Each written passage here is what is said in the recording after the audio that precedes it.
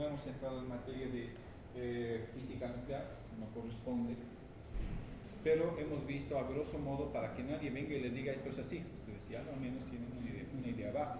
¿Les ha gustado esta parte, creo, no? ¿Sí? Muy bien. Hemos hablado sobre la partícula material, los conceptos sobre los sistemas de referencia, la simetría que debe existir en los sistemas de referencia cuando tenemos un sistema isotrópico que se expande en todos igual, o cuando no tenemos un sistema isotrópico pero homogéneo, dependiendo la dirección del campo que estamos analizando. Y estamos entrando nuevamente en materia de cálculo vectorial. La naturaleza, sin embargo, muestra que no todo es así. Tenemos escenarios isotrópicos y también no homogéneos, casi en todo, desde la presencia de una masa en un determinado punto, para que me entiendan. Si yo agarro y pongo un hielo en el agua, ¿acaso no va a suceder esto? El enfriamiento es general en todas las direcciones, pero también tenemos un entorno que es isótropo y homogéneo, o no homogéneo. ¿De acuerdo? Entonces, esto es fundamental. En base a esto se ha hecho un estudio sobre el espacio y el tiempo. Hemos definido que en un escenario homogéneo e isotrópico, nosotros tenemos que definir la distancia como punto base en nuestro sistema de referencia. Del mismo modo, definimos un espacio y un tiempo. Al empezar a hablar de espacio y tiempo, tenemos que ir 10 pasos atrás y mirar desde muy lejos cómo el universo se ha formado y cómo el universo es. En ese caso hemos empezado a ver al planeta Tierra y su entorno. ¿Recuerdan esto, cierto? Sí, muy bien. Si este es el escenario, ¿qué dice nuestro amigo Isaac? Que la fuerza es una relación de masas entre una masa y la otra masa por su vector de espacio por la normal del propio vector, que al final esto con esto se va a poner esto y al cuadrado. Eso hemos visto. También hemos observado el espacio-tiempo cuando se curva más, pero ¿qué pasa a nivel tridimensional? En realidad se condensa. No es que se mete en un agujero, no se está condensando. Y en los átomos sucede exactamente lo mismo. Un ejemplo de ello son los elementos pesados. ¿Alguna vez han agarrado dos cuerpos que, a pesar de ser iguales, tienen diferente peso? Pues esta es la solución, esta es la respuesta. A nivel interno condensan tanto el espacio-tiempo que uno lo siente más pesado. Por ejemplo, el plastoformo y la piedra. Pueden tener dimensionalmente las mismas características, pero cuando uno empieza a pesarlos, uno pesa más que el otro. La respuesta es esta. La cantidad de elementos que hay internamente dentro de los átomos es mayor para uno y los enlaces de unión per se son más grandes, hay más vacío. Uno es más denso, más vacío. Lo mismo, agarren y pesen un poco de plastoformo y una piedra que sean iguales, ¿quién va a tener más volumen? Desde ya el plastoformo, ¿cierto? ¿Se está entendiendo lo que hablo? Sí. ¿Sí?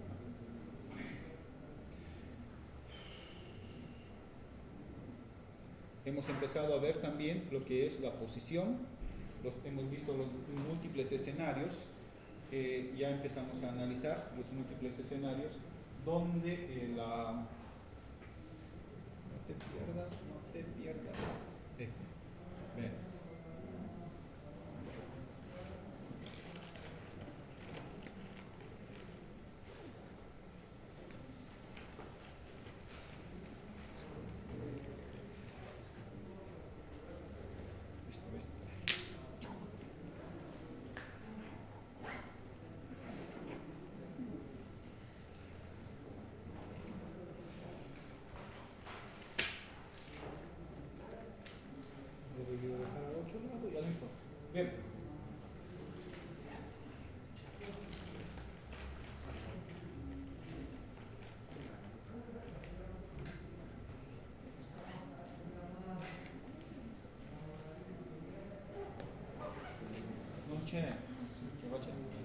Ok, entonces hemos visto que tenemos la proyección de un punto en un espacio vectorial.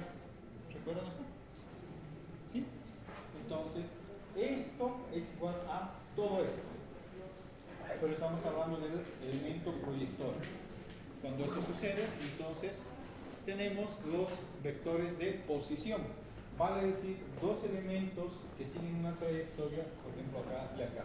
Los elementos de posición, en este caso desde el punto central, están condicionados ¿por qué? Por la proyección del punto multiplicado por el elemento versor. ¿Recuerdan que eran los versores? Los vectores unitarios del escenario. Solo estoy haciendo un repaso, ¿ok? Nada más.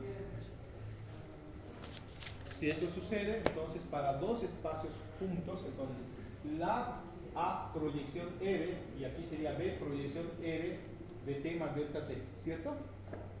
Hablando en términos, nuevamente. Hemos dicho que A proyección R sería este punto, ¿cierto?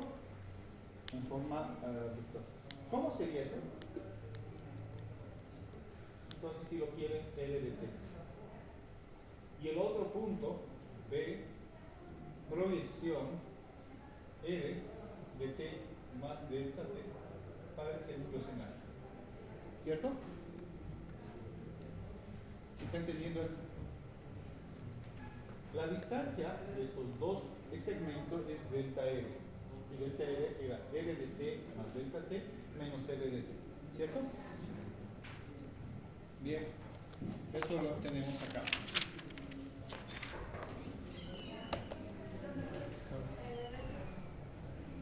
Muchas gracias. Bien. ¿Qué hora es? Veamos. 11:38. Denme 15 minutos más, luego hacemos aquello. ¿De acuerdo? Bien. Entonces estamos hablando de una delta que es variación, que está en función del tiempo final menos el tiempo inicial, que en este caso es mi escenario delta R, que es R de F menos R de I, R final menos R inicial. Finalmente, aquí tienen el delta R, que es este espacio del punto AB, que es lo que acabamos de indicar hace breve. Si esto es así, entonces empezamos a hablar de la posición siempre y cuando se considere la trayectoria. ¿Por qué cae esto así? ¿Habrá una trayectoria? Sí. Lógico que hay. Independientemente de cuán alto lo bote, siempre va a ir hacia abajo. Existe una trayectoria que va a utilizar el centro de masa de esto, aunque gire. Siempre va a seguir una trayectoria. ¿Qué línea de trayectoria es esa? La de la gravedad con relación a la masa terrestre versus esta masa pequeña. ¿Cierto? La distorsión espaciotemporal de esto. ¿Está entendiendo? Entonces, la distancia que dos puntos van a percorrer va a estar en función de las proyecciones en el espacio tridimensional. ¿Puede empezar? Claro. ¿Me llegado tarde? Ya, te voy a poner como retraso, Fer.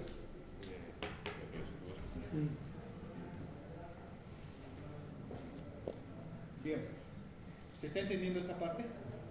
Ahora bien, solo estamos considerando el centro de masa, aunque gire el centro de masa. Casualmente, si esto fuese grande y esto pequeño, ¿qué sucedería? Va a buscar un centro de masa. Me acuerdo que les di una tarea, o no sé si es este grupo. ¿Cuántos movimientos tiene la Tierra? Les di, ¿no? Esa tarea. Sí, eso, yo sabía que se iban a olvidar. ¿Cuántos son? 6. ¿Cuáles son? No sé. Ah, te acuerdas del número, pero no sabes cuáles. Les voy a dar un ejemplo más. Uno de los movimientos, ¿de acuerdo? La relación, si este es el plano orbital de la Tierra, y acá tienen en uno de los focos al Sol, por cierto, esto está súper exagerado, es casi una circunferencia, pero es una elipse, lo saben, ¿no? Muy bien. Esto que estamos teniendo acá, todo este plano del Sol y la Tierra, lo vamos a hacer en inglés, se conoce como eclíptica.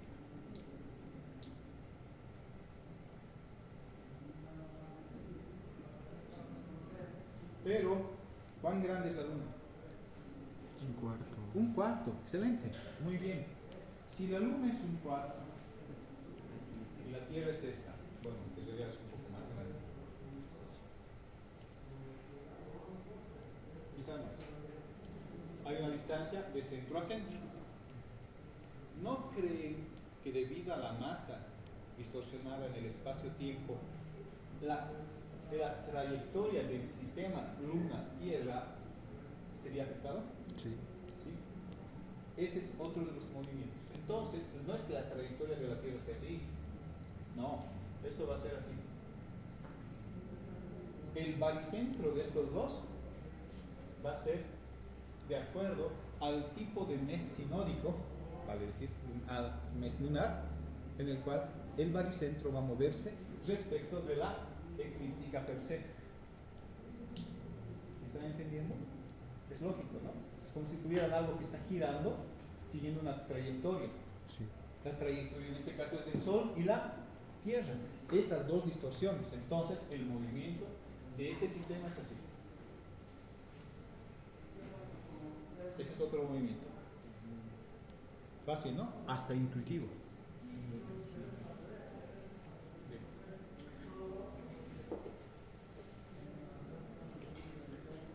¿Qué otros planetas tendrán este tipo de comportamiento? Absolutamente todos los que tengan satélites. ¿Cuál es el que más tiene? ¿Ve?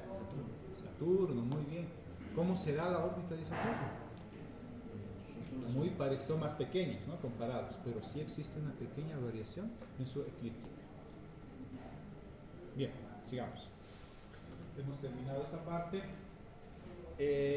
Cuando trabajamos en lo que son las proyecciones, porque aquí tenemos una proyección, otra proyección, hablamos de la trayectoria que sigue sin que con nosotros conozcamos la propia, la misma. Entonces, al margen del movimiento, las partículas sometidas a un campo, en este caso espacio-temporal, como es el planeta, siempre van a seguir una trayectoria definida por la misma distorsión espacio-temporal que nosotros llamamos gravedad. ¿De acuerdo? ¿Difícil? No, solo un poco de trabalenguas.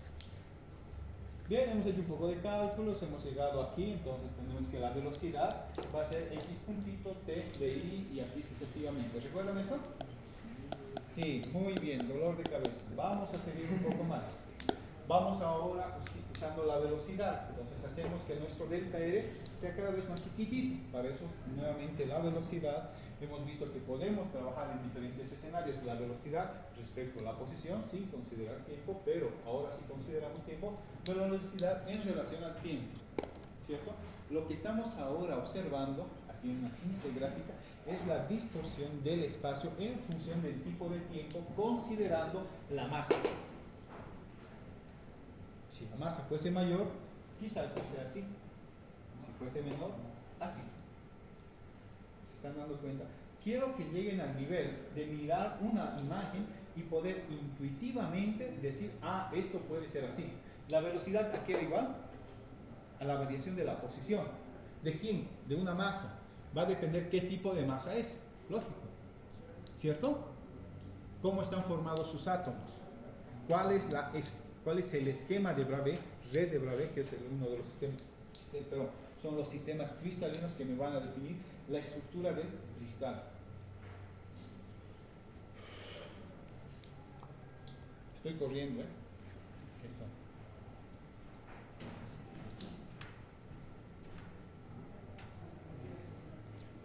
Bien, entonces, si empezamos a hablar de la trayectoria, y hemos visto que existe un escenario que es circular, en este caso, tenemos el radio terrestre. ¿Cierto? ¿Recuerdan eso? Entonces, ¿acaso delta R, el módulo de un elemento sobre el módulo del mismo elemento, no da una unidad?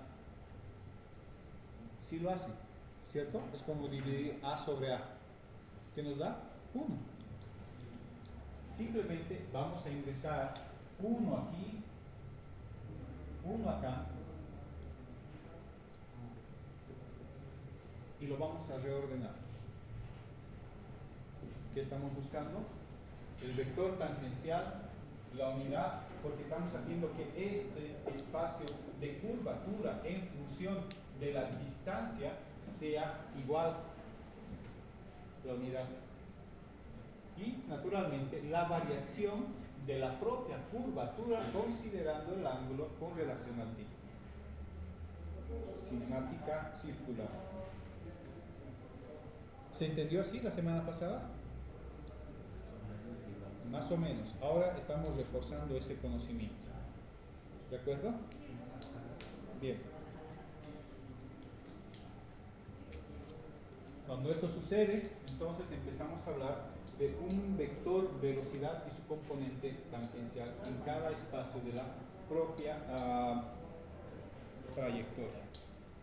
Si esto es así, un poco más de matemáticas y vamos a llegar a la aceleración, que es la segunda derivada de la proyección espacial con relación al plano que hemos considerado. Solo es plano cartesiano. Ahora, ¿qué pasa si, por ejemplo, lo vamos a poner a un plano esférico? Cuando tenemos un plano esférico, tenemos el radio, el ángulo, el azimut y la altitud y el azimut. Bien, todavía no vamos a llegar ahí. Tenemos la aceleración. Nuevamente hacemos el mismo, hemos hecho el mismo procedimiento, hemos multiplicado por 1 por los escenarios circulares y nos va a llegar a esto.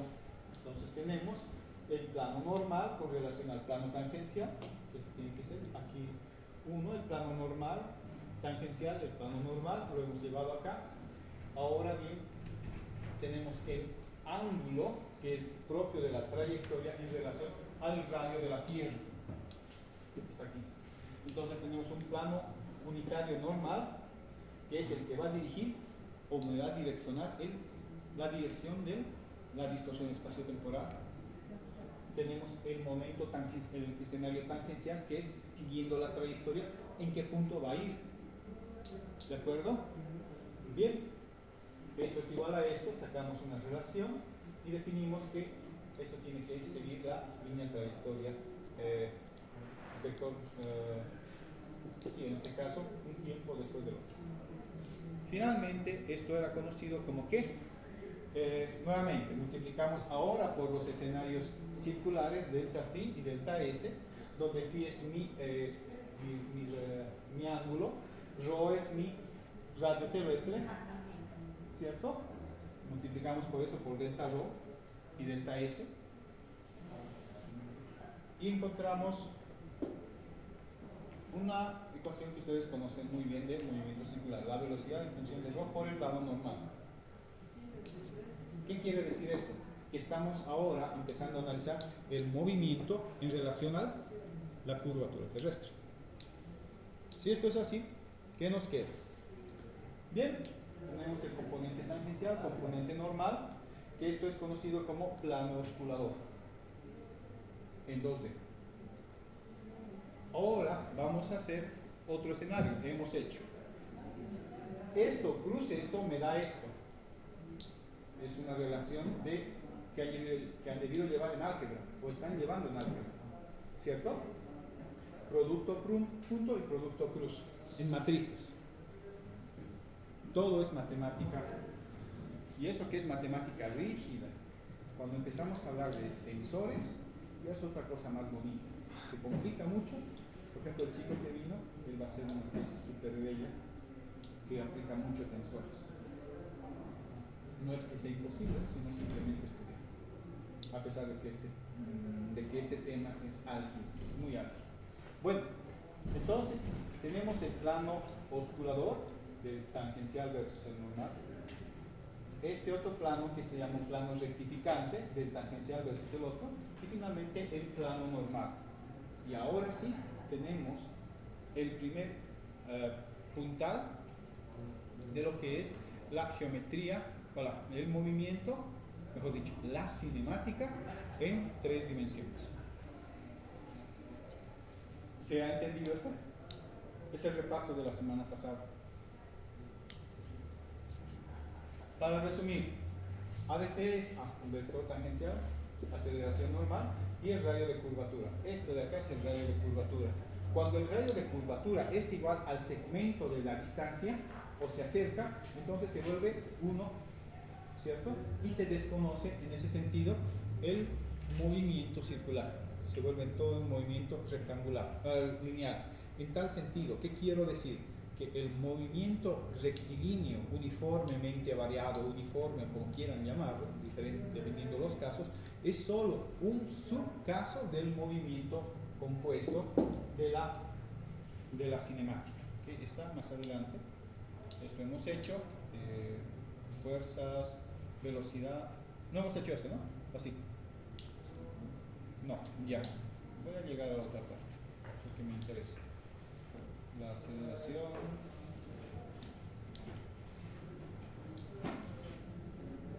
Ya. Sí, entonces tenemos cuando el vector normal es igual a 0 y mi ρ es infinito. En este caso tenemos casos particulares de la aceleración, movimiento circular con radio igual a ρ, movimiento circular uniforme, movimiento rectilíneo. Son los dos casos que derivan de este escenario. Si vamos más allá, solo para que tengan una idea, no voy a preguntar.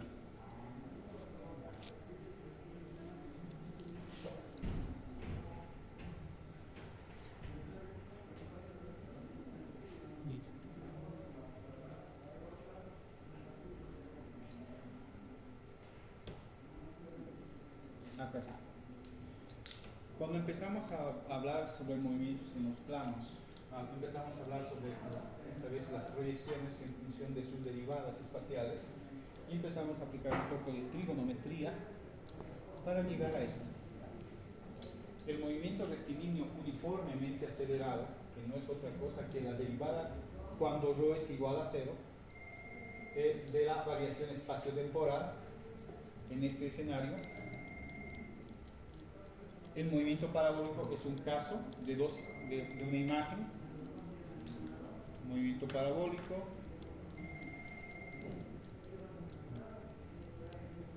Esta parte ya lo han debido llevar, no hay lío. No está aquí, se han salvado. El movimiento parabólico es un corte del movimiento general. Si es circular, cortamos y tenemos el movimiento parabólico. ¿Cierto? Bien.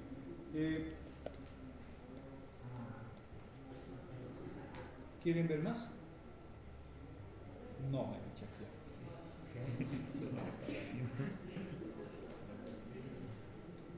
Bien.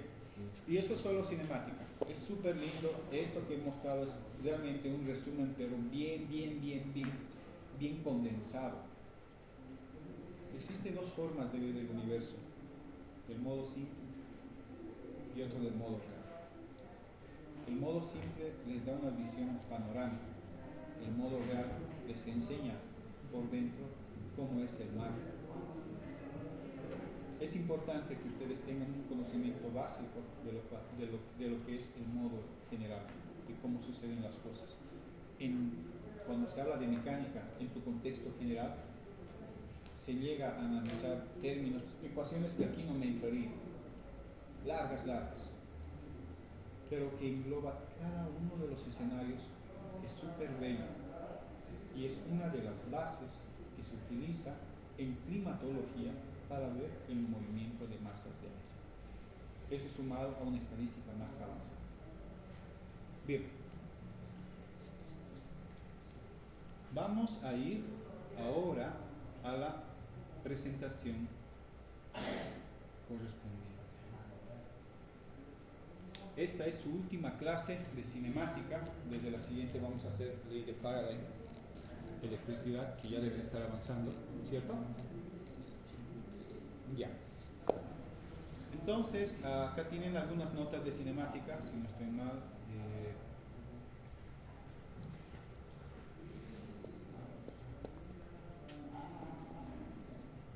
Sí, algo muy genérico que he puesto acá, que es un resumen de lo que hemos visto, pero que explica con cierto,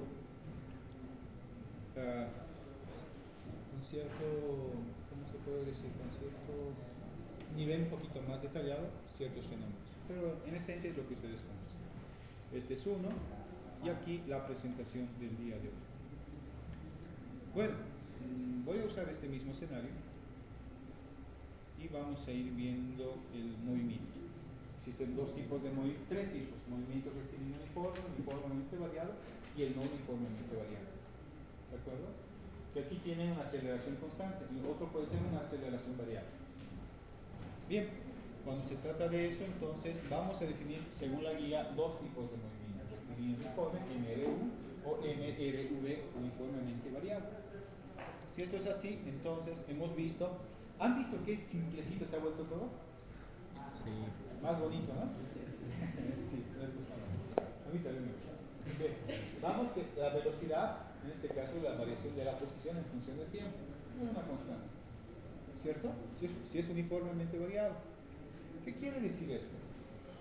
Que la posición está relacionada con el tiempo, casi linealmente. Si mi velocidad es constante, entonces aquí tengo mi punto de encuentro y la velocidad por el tiempo. Son lineales, ¿cierto? Si la velocidad fuese mayor, la pendiente sería así. Si fuese menor, sería así, ¿cierto? ¿O no? Muy bien. Entonces, para que esto suceda, en el primer caso, en este caso, la velocidad tiene que ser ligeramente mayor o ligeramente menor en el segundo caso, ¿cierto? Entonces, la velocidad, si es constante, o mayor o menor, va a dar como resultado que la pendiente de la relación posición versus tiempo sea también variable. ¿Cómo va a variar? En función de su relación de posición en función de tiempo. Eso es todo. ¿Se está entendiendo? ¿Sí? Súper sencillo. Y aceleración, velocidad constante, aceleración cero. Aquí tienen todo lo que les explico. Aceleración, uniformemente variable. Cuando tienen un escenario de uniformidad variable, entonces definimos esta ecuación que ya la conocen muy bien, ¿cierto? Que es la segunda derivada de la posición. Si esto es así, entonces, siendo x0 y b0, me va a quedar las ecuaciones 5 y 6 de las ecuaciones 3 y 4. x0 y b0, ¿cierto? Automático. Gráficamente, ¿qué querrá decir? Voy a ir al final. Mi aceleración es constante. ¿Esto qué significa? Voy a hacer dos escenarios, ligeramente mayor y ligeramente menor. ¿De acuerdo? Si la aceleración es constante y tenemos un escenario ligeramente mayor o menor, la velocidad ya no va a ser una línea recta, sino que va a tener una pendiente o ligeramente mayor o ligeramente menor. ¿Cierto? Si esto es así, la relación velocidad en función del tiempo, que es ahora tiene una pendiente, entonces mi relación de posición en función del tiempo o es ligeramente mayor o ligeramente menor. ¿Fácil? Volvamos a repetir. Observen que ahora estamos empezando a analizar puntos de vista. Un punto de vista es posición en función de tiempo. ¿Cuál será el otro punto de vista de ese mismo escenario? Velocidad en función de tiempo. ¿Cuál será el otro punto de vista?